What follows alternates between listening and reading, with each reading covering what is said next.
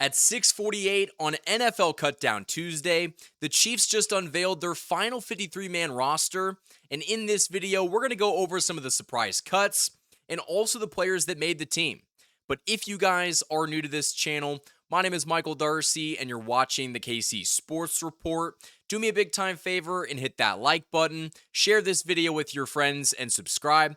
This is my third video of the day. If you guys enjoy all the content that I put out and all the hours that I spend, hit that subscribe button and tell a friend to subscribe.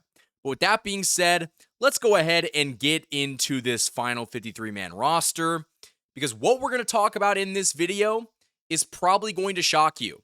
Now at quarterback, the Chiefs are taking two quarterbacks, and we don't really have any surprises here. Patrick Mahomes, Gardner Minshew, those are going to be the two quarterbacks that they have going forward. Pretty self-explanatory. Now, the Chiefs are taking four running backs: Kareem Hunt, Elijah Mitchell, Isaiah Pacheco, and Brashard Smith.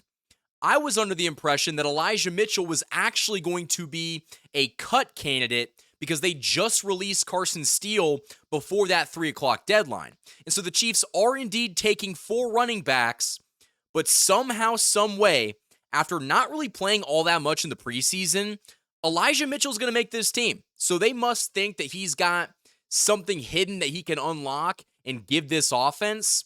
But I don't know what they're seeing that I'm not, because in the very short sample size that we've seen from him, it hasn't been all that impressive. And to see someone like Carson Steele, who made the team last year, not make it so they could take Elijah Mitchell, that's an interesting decision. Now, Brashard Smith making the team, that's no surprise, and I think that's actually a very good thing. But again, Elijah Mitchell making this team, that might be the biggest surprise of the day. But actually, there's a guy that we're going to talk about later in this video that is probably going to make some of you very disappointed, including myself. Here's a surprise. The Chiefs are taking 8 wide receivers. 8 wide receivers, ladies and gentlemen.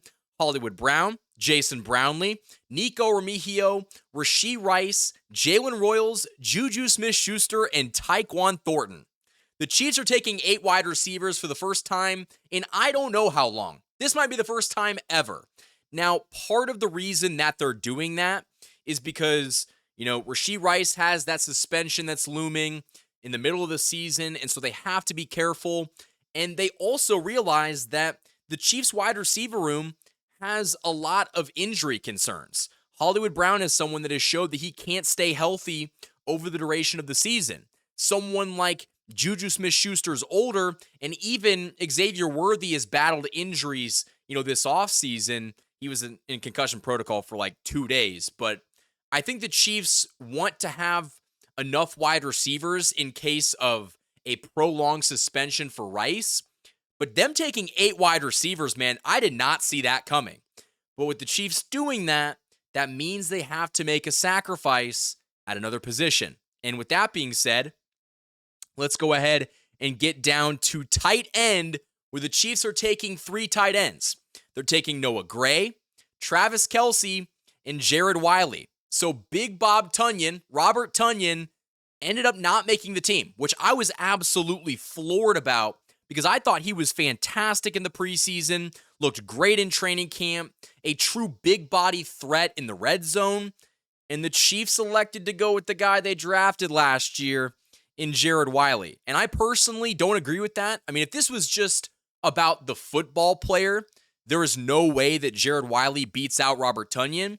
But when you get into the football politics of guys that get drafted, high in the draft, a UDFA, or I guess not a UDFA, but someone that was signed to the practice squad isn't going to get the edge, isn't going to get that advantage when it comes to making the team. And I completely disagree. I would rather have 3 running backs and 7 receivers and take Robert Tonyan than carry Jared Wiley. I just don't agree with that. But I do want to hear from you guys down in the comment section below. I do want to read this tweet from Sam McDowell of the Kansas City Star. The Chiefs technically released Robert Tonyan, but he's not subject to waivers, and I'm told the plan is for him to return to the team. Have to assume the Chiefs are giving themselves some cushion at wide receiver, 8, for the ongoing uncertainty with Rashee Rice. So even though the Chiefs don't have Robert Tonyan, they did release him, he's not subject to waivers. So this could be a guy that ends up back on the team, which is a good thing. But man, I think that he should have made the roster. Plain and simple. I think he was better than all of the other, I guess not all of the other guys, but I thought he was better than Jared Wiley. And so I would have rather seen him make the team than him. But going on now to the offensive line, the Chiefs took 9 offensive linemen. They took Mike Caliendo, Creed Humphrey, Jalen Moore, Wanye Morris, Hunter Norzad, Jawan Taylor, Josh Simmons, Trey Smith, and Kingsley Suamataia. Not really any surprises. I mean, I guess Hunter Norzad making the team, but CJ Hansen not. That is a little bit interesting, but Norzad is someone that was probably the better between the two. But a guy that ended up getting, released earlier on today, Asa Pohl, that was a very popular name that a lot of Chiefs fans wanted to, see make this roster over someone like a Wanye Morris. But I think that the Chiefs probably made the correct decision. They're taking 9 offensive linemen. Sometimes they take 10. Out of those 9, I do think they took, the best available. But now we're going to go on and get into the defensive line. They took Mike Dana, Ashton Gelati, Malik Herring. Malik Herring cracks the defensive line at edge rusher. Chris Jones, George Karlaftis, Derek Nottie, the guy. Oh, no. So, okay, Derek Nottie made the team. Omar Norman Lott, Charles Omenihu, and Jerry Tillery. That means my guy Mike Pennell's not there. Mike Pennell ended up not making the roster. That's horrible. I'm a huge Mike Pennell fan. Oh, man, you hate to see that. I mean, I guess they felt more confident with Jerry Tillery over someone like Mike Dana. I don't like that. Or Mike Dana. Over Mike Pennell. I'm a Mike Pennell guy. I always have been. Oh, man, I really wish he would have made this team. That really sucks. Maybe I'm just letting my personal bias, show there, but I do wish he made the team. At linebacker, they're taking 6. Jeffrey Bossa, Nick Bolton, Leo Chenal, Jack Cochran, Cooper McDonald, the undrafted rookie free agent that made the team, over someone like Cole Christensen, and Drew Tranquill. No real surprises there. Going to defensive back, the Chiefs are taking Chamari Connor, Brian Cook, Christian Fulton, Jaden Hicks, Trent McDuffie, Chris Roland Wallace, Jalen Watson, Joshua Williams, and Noel Williams. So Joshua Williams ended up making the team, and a lot of people didn't expect this. Now, you're probably wondering, where is Nazeeh Johnson? Well, Nazeeh Johnson ended up going on IR to begin the season, so the Chiefs are taking 9 defensive backs, and then going over to the specialists, Matt Araiza, Harrison Butker, and James Winchester. So no real surprise there. But man, I'm still a little bit starstruck, or I guess just thrown off, that Mike Pennell didn't make the roster. That really sucks. I'm a huge Mike Pennell guy, and I wish he would have made the team. But I also think that, Elijah Mitchell, that's someone that kind of borderline. Should he have made it? I'm not sure. Now, I do want to talk more about some of the guys that missed out on the team, and we'll do that right after this ad break. This video is sponsored by my wonderful friends over at DM Injury Law. Injured in an accident, you could be entitled to significant compensation, but time is critical. Rely on the experienced personal injury attorneys at DM Law, Kansas City and Missouri's top injury law firm. DM Law is a full-service personal injury practice supported by a large team of investigators, case managers, medical records specialists, and more. And best of all, you don't pay unless they win. DM Law operates on a contingency fee basis, so no fees unless they win your case. And they also provide free consultations. So if you've been injured, don't wait. You can contact DM Law today for a free consultation and learn how they can help you pursue the compensation you deserve. Let them handle the fight while you focus on healing. Hurt in a car wreck? Call Mike. Remember, Mike's got this. The choice of a lawyer is an important decision and should not be based solely upon advertisement. Thanks to DM Injury Law for sponsoring this video. Huge thanks to the sponsors that have supported this channel all offseason long.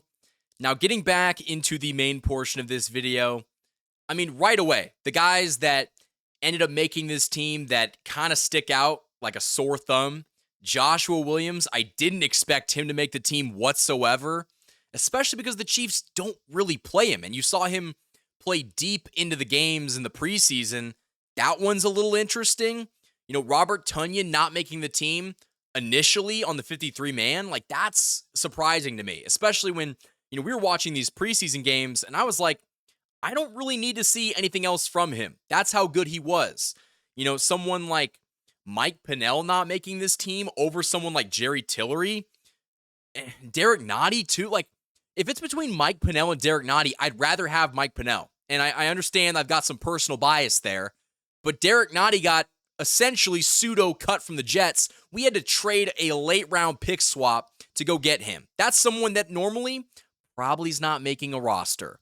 And so I don't necessarily agree with that, but I also think that, Elijah Mitchell making the team is a little bit weird, especially when he hasn't really shown you anything up until this point. But I do want to hear from you guys down in the comment section below.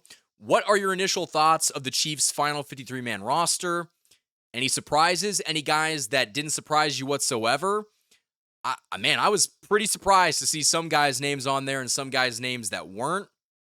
And listen, just because as of August 26th, this is the final roster, doesn't mean that all of these guys are officially going to make the team. Because keep in mind, all of these other teams had to cut down their rosters as well, and the Chiefs might scour the waiver wire and scour the free agency pool, and maybe they bring in somebody else. Like, there's no guarantee that the team that you see right now is the team that you're going to see week one, especially when last year they signed Juju Smith-Schuster, they brought in Samaje Perine. Neither of those guys were, available before the cutdown date, and then after their teams released them, the Chiefs picked them up. But man, I'm a little surprised to see some of those guys on the 53-man roster that wasn't really expecting. But let me know your thoughts down in the comment section below. Chiefs Kingdom, that is all I have for this video. If you're watching this for the third time today, if you're watching the third video that I put out today, give yourself a pat on the back and hit that like button. Subscribe to this channel. Tell a friend to subscribe. We are 200 subscribers away from 14K, which is just an unbelievable milestone. We're going to continue to grow this channel and just build the best Chiefs fan base on YouTube. But that's all I've got for this video, guys. Thank you for watching. And as always, go Chiefs.